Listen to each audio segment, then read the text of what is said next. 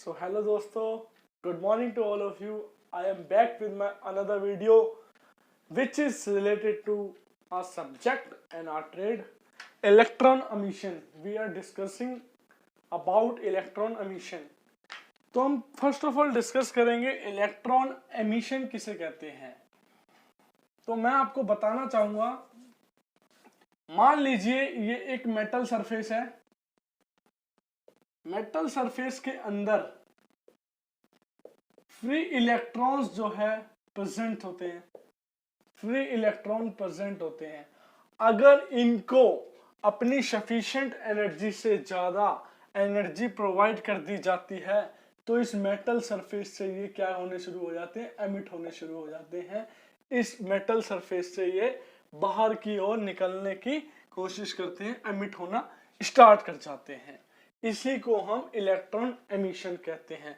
मान लीजिए कि एक एग्जाम्पल के थ्रू अगर हम इसको समझें, सोडियम है जो, इसकी जो है एटॉमिक नंबर इसका होता है 11।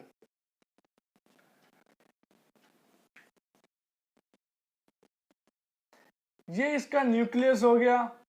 इसमें अगर 2, 8 एंड 1, जो आउटर मोस्ट सेल में जो इलेक्ट्रॉन है 1, वो लूजली बाउंडेड है किसके, न्यूक्लियस के। मतलब कि वो जो फ्री इलेक्ट्रॉन है वो लूजली बाउंडेड किससे है, न्यूक्लियस से। अगर उसको अपनी एनर्जी से ज्यादा सफिशिएंट एनर्जी मिलती है तो वो जो है अपने सरफेस से क्या हो जाएगा, एमिट हो जाएगा। दैट मीन्स वो लूजली बाउंड था और उसको फ्री इलेक्ट्रॉन्स होने की वजह से उसको अपनी एनर्जी से ज्यादा अपने वर्क फंक्शन, जिसको हम केमिस्ट्री के साइंस के टर्म में कहते हैं वर्क फंक्शन,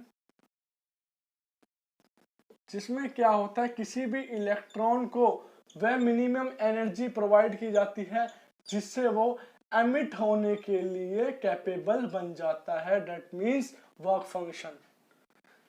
इलेक्ट्रॉन्स को वह मिनिमम एनर्जी जिसके थ्रू वो किसी मेटल सरफेस से एमिट हो जाए उसको हम कहते हैं वर्क फंक्शन। ठीक है, अब बात कर लेते हैं कि जो एमिशन होता है उसके कितने प्रकार के एमिशन होते हैं। फर्स्ट एमिशन होता है हमारा thermionic emission, thermionic emission. Then secondary emission,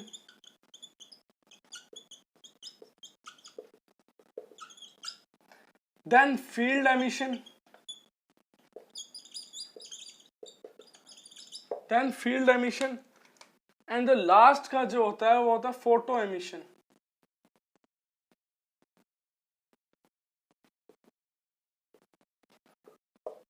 अब हम डिस्कस करते हैं थर्मियोनिक एमिशन। थर्मियोनिक से जैसे आपको पता लग रहा होगा, थर्मियोनिक जो होता है एक हीटिंग, किसी भी मेटल सरफेस पे अगर हम हीट प्रोवाइड करते हैं, हीट प्रोवाइड करने से अगर इलेक्ट्रॉन्स को उनकी सफिशिएंट एनर्जी से ज्यादा एनर्जी प्रोवाइड हो जाती है तो वो अपने मेटल सरफेस से क्या होने शुरू हो जाते हैं, एमिट शुरू हो जाते हैं, एमिट होना शुरू कर जाते हैं। अगर हम किसी भी मेटल सरफेस को हीटिंग प्रोवाइड करवाएं और उनके अंदर जो मौजूद इलेक्ट्रॉन्स है अगर उनको अपनी सफिशिएंट एनर्जी से ज्यादा एनर्जी प्रोवाइड हो जाती है तो वो क्या करते हैं, मेटल सरफेस से एमिट होना स्टार्ट कर देते हैं।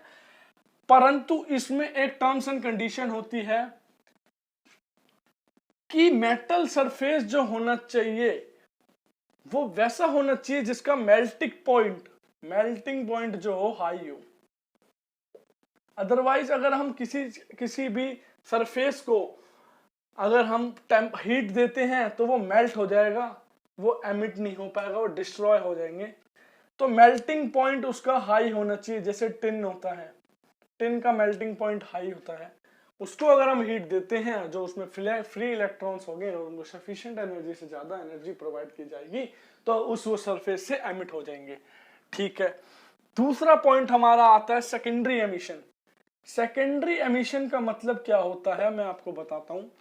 सेकेंडरी एमिशन का मतलब होता है फास्ट मूविंग इलेक्ट्रॉन्स।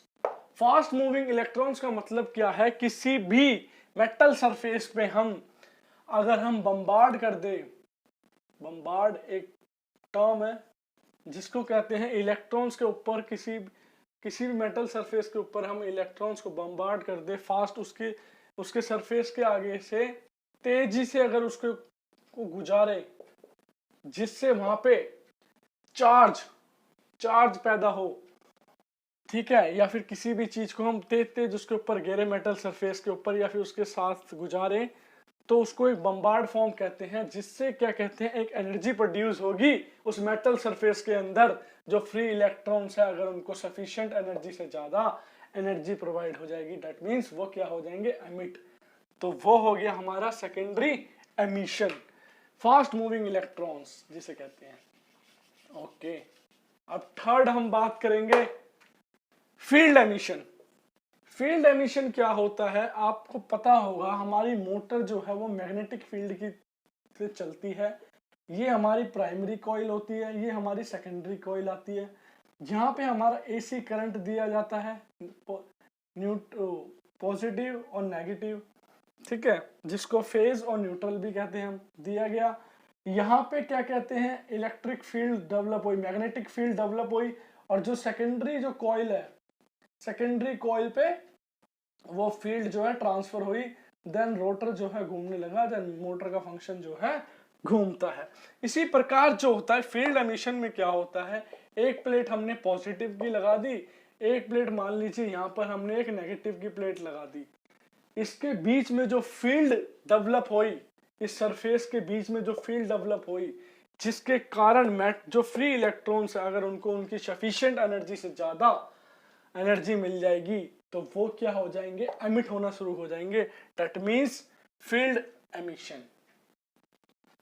तो उसको हम फील्ड एमिशन कहेंगे, वह एमिशन जो कि मैग्नेटिक फील्ड के द्वारा उनको सफिशिएंट एनर्जी मिली और उन्होंने उन्हीं इलेक्ट्रॉनों को क्या कहते हैं, फ्री इलेक्ट्रॉनों को उस सरफेस से क्या कर दिया, एमिट कर दिया, उसको कहते हैं फील्ड एमिशन।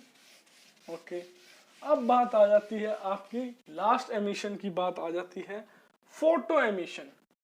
फोटो एमिशन से मेटल सरफेस में मान लीजिए फोटोज जो होती है, लाइट एनर्जी, लाइट्स के अंदर जो होते हैं छोटे छोटे पार्ट होते हैं फोटोन्स के, जिसको आप ग्रुप ऑफ फोटोन्स भी कह सकते हैं। ग्रुप ऑफ फोटोन्स को मिलके ही पल्सेस बनती है लाइट्स की, ठीक है ना। अगर हम किसी भी मेटल सरफेस पे फ्री इलेक्ट्रॉन्स पे अगर हम फोटोन्स को उसके ऊपर अप्लाई करते हैं, किसी भी मेटल सरफेस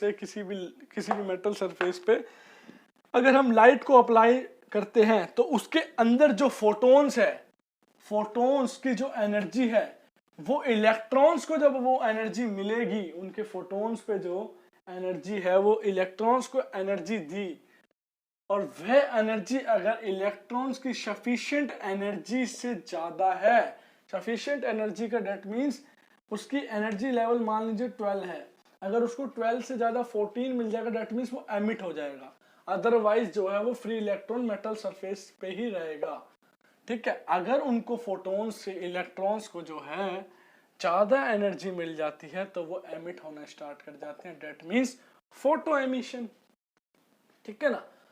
तो ये आज का हमारा लेक्चर था इलेक्ट्रॉन एमिशन के बारे में। These all are about electron emission, which is very necessary to tell you, and please do support me, and thanks for watching my channel, and do subscribe my channel and like the video and press the bell icon. Thanks for watching.